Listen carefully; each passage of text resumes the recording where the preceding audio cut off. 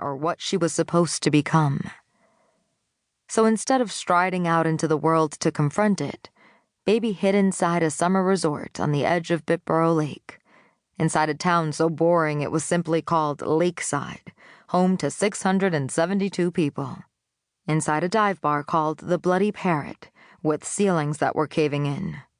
Thick drops of water constantly condensing and falling on heads and shoulders, paint curling off the walls, a constant smell of deep-fried something thick in the air, with a floor so sticky it was impossible to clean.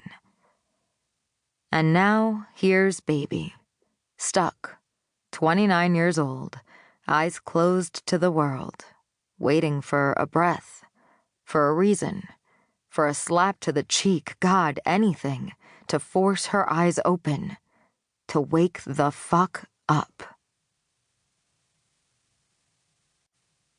Chapter 1. What do you mean I have to pay for a coffin? The itemized invoice shakes in her hand. It's protocol for cremation, baby, Duffy says. He takes a pull on his e-cigarette, then offers it to her and she waves him off. His fat raspberry-scented clouds are making her nauseous. So I have to pay for a box that you already burned? Listen, I'm sorry, I really am. But this is like a legal thing. Baby sighs, closes her eyes, and tries not to panic about how the slowly depleting wad of cash in her pocket is getting a whole lot smaller, while Duffy talks about wood and temperatures and how hard it actually is to burn a body. Did she know? Not easy. She couldn't have just raw-dogged it in a sheet or something? Duffy has, at least, the courtesy to laugh. Baby takes the remains of Hannah's bank account out of her pocket and starts counting. How much? It's normally $1,300. Her heart drops. She wants to throw up. $1,300? For something I could have done by myself in the woods?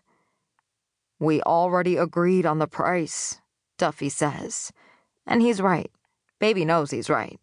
She was in a state when she signed the papers, turned over the body. Can't really remember anything other than the dull ringing in her ears, the mushiness of time, since the moment she discovered Hannah's body when she came home Sunday night after DJ's birthday, stinking drunk. Baby found her adoptive mother on the kitchen floor, eyes wide open, hands frozen in the air, fingers twisted into mangled claws, as if she died trying to fight off invisible ghosts. Duffy sighs, and Baby can tell he feels bad for her. They always do. Listen, I can give you a friends and family.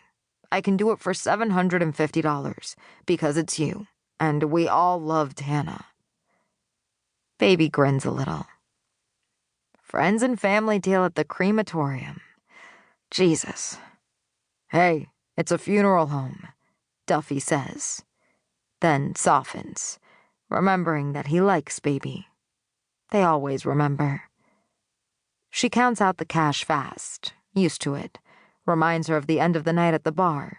The bills are just less soggy. She slaps the money into his palm without ceremony, and Duffy says he'll go get her. What? But he's already ducked into the back and returns, moments later, with a thick white bag of Hannah's ashes that he places on the counter with a soft thump. Seriously? Urns are extra, and they're not cheap. You can't believe what I have to deal with. The supplier... Okay, Baby says. Thanks. She rushes outside, her stomach suddenly turning, flipping over on itself, and pukes in the garden out front, one fist squeezing the bag of ashes, the other clutching at the O'Shea Funeral Home sign. It's an hour away from Lakeside, this funeral home, and she knows she'll be waiting for more than a minute for her ride from DJ Overalls, who went to pick up the party sub for the wake and said she'd be right back.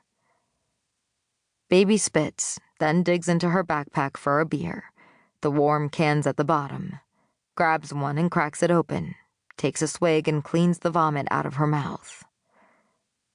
It doesn't make sense to Baby, Hannah being here one minute and gone the next.